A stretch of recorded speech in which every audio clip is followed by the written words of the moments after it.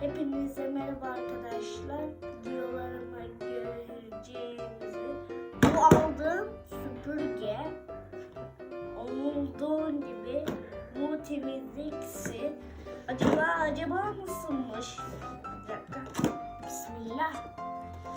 Acaba bu dünkü bile sipariş ettiğim kargo. Vay, hortumu bile var. Sanki bu başlık neymiş bilmiyorum.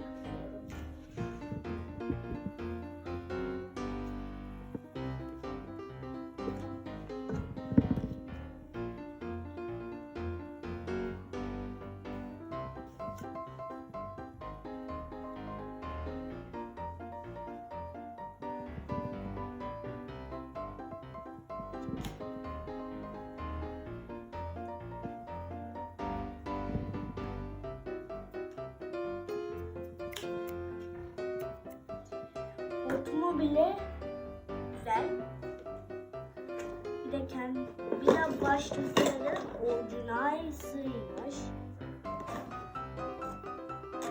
Şarj kablosu, belki bu kablosuz gelir. Wow, büyükmüş bayağı.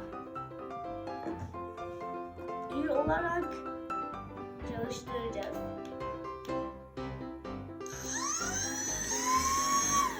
Gerçekten şarjı varmış. Bir dakika, şu kullanma kılavuzları. Acaba iade etsem mi? Acaba başka bir marka alsam diye çok düşündüm. Dünden beri açılmamış orijinal. Bir olduğu göre koltuk aparatı. Bu da Dyson yuvarlak tasarlanmış yapılacak. Evet. Ve bu dünden beri açılmamış, orijinalmiş. Kullanma kılavuzları da böyle bir şey yokmuş. Neyse. Zaten biz devam edelim. Buralara süpüreceğiz. Evet.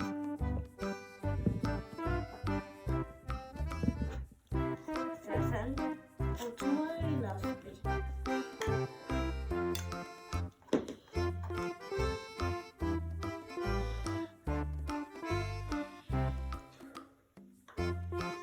Zaten koltuk aparatı bile.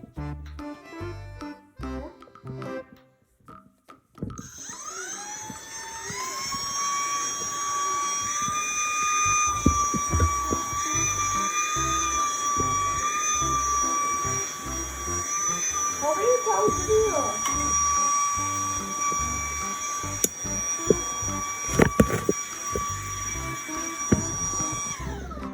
Bir de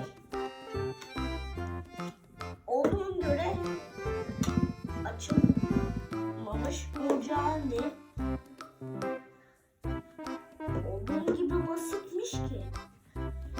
Zaten bu koltuk kapatıyor.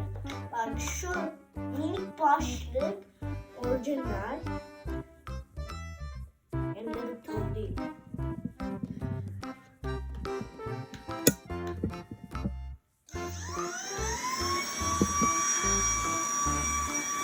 Çekiyor.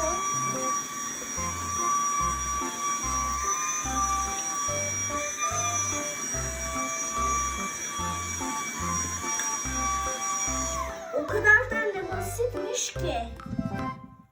Bye bye.